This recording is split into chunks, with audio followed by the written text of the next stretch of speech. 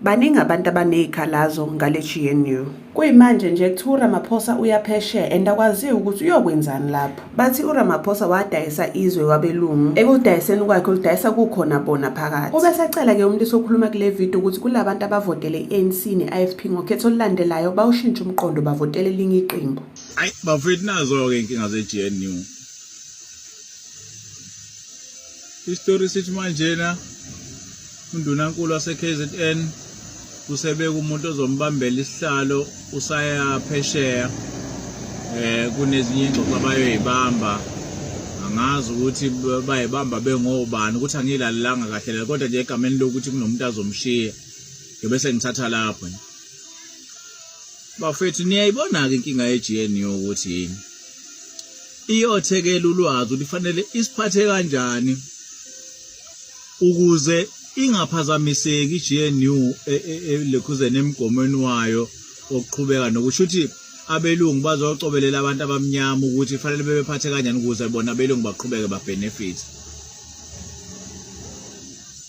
Yabo ngamafishane nje bafethu laba bantu abasiphethe njengamanje balidayisa ilizwe balidayisa kukhona nathi phakathi.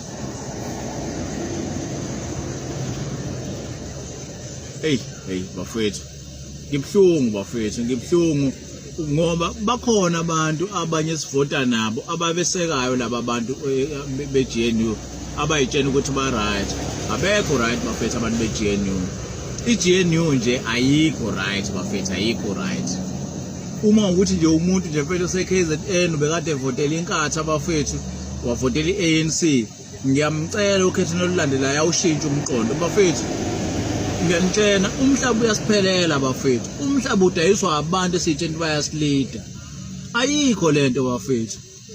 hey bafethu yazi ngivele ngiphelelwa amagama bafethu kodwa nje into ebengifuna ukunitshela yona ileyo nje bafethu ukuthi sesidayisiwe labo bantu bayothekela ulwazi le ukuthi fanele baphathe kanjani uyabo kodwa mabechaza bazokutshela ukuthi ezamabhizinisi bekutshela asinalo thina ibhizinisi esihwebena nalo nabantu base-Europe ngaphandle ukuthi abantu base-Europe banezinto zabe la eSouth Africa khuluma ngosaphi ngikhuluma ngemayini ngikhuluma iziningi mfethu izinto zalabo abantu ezilana khuluma ngoHewlett oIlovo akuzona izinto zalana zonke lezo hey bafethu ngiyanitshela bafethu nabo lokhu zani bayosidayisa ngalala ukuthi angisatholanga usuku ngoba ngiphathwe kabi leyo ukuthi ushiye umuntu ngoba ethi uyobamba ingxoxo nabantu baselentuzi for ini hayi bafethu ngeke